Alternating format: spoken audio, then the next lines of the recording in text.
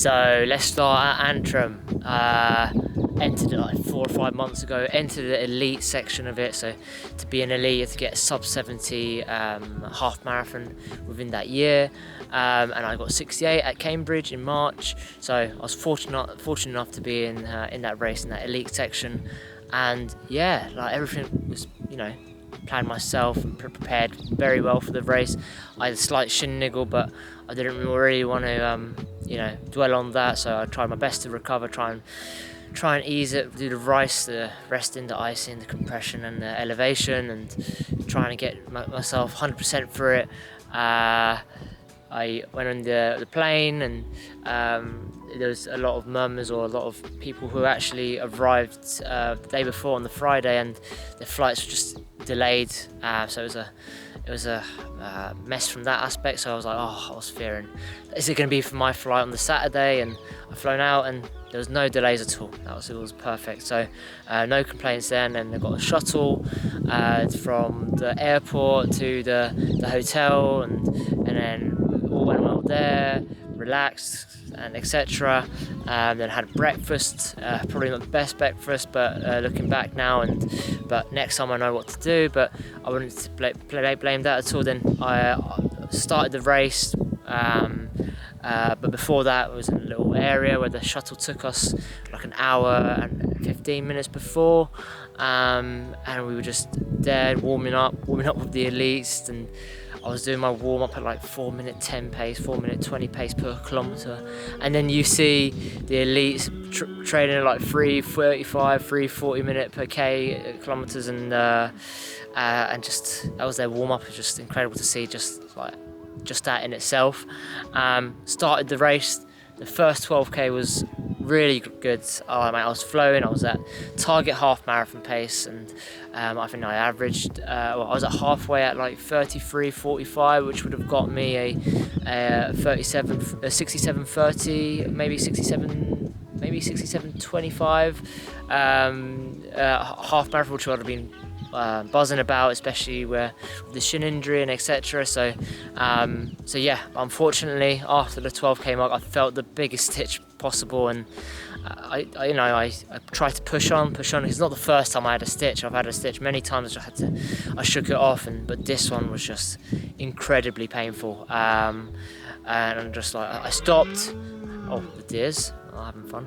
I stopped, and unfortunately I just couldn't get going, and 3 minutes went by, and I was like, you know what?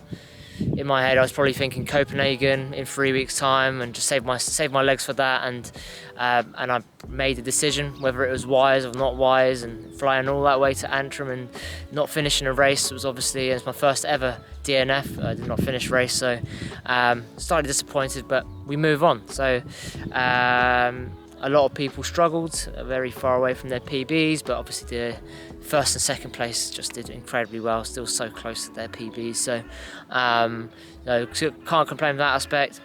I've learned from that now.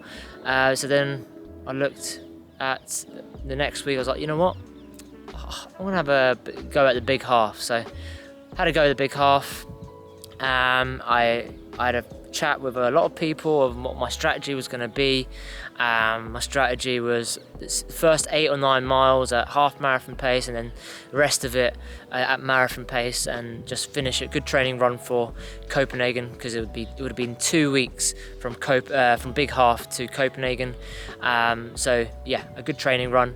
And the first half, first 10k I went at a 32:05. I would have been at a 67:45 potentially at the finish, but it's a tough course, so I can't count on that. But so then I ran the remaining 8 to 9k at marathon pace, and then yeah, it felt really good, felt cruisy. The weather was hot, and I know, so I'm really pleased with myself. Got the sub 70, 69:53.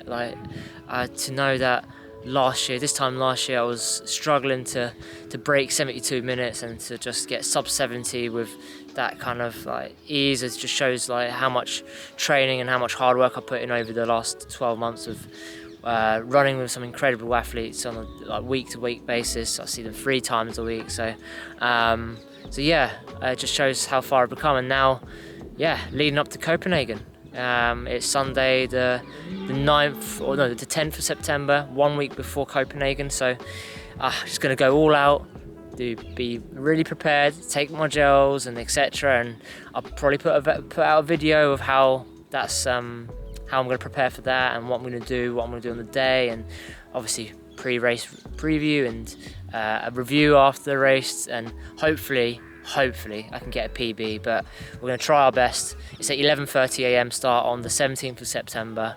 You can definitely track me. I'm going to put a post out on the different social channels of my number or my name. I'll be starting it as an elite, so that's going to be incredible again. And then yeah, really looking forward to the pastries after the race, and just enjoy Copenhagen itself. So yeah, just going to push on that, and yeah, we'll see how it goes.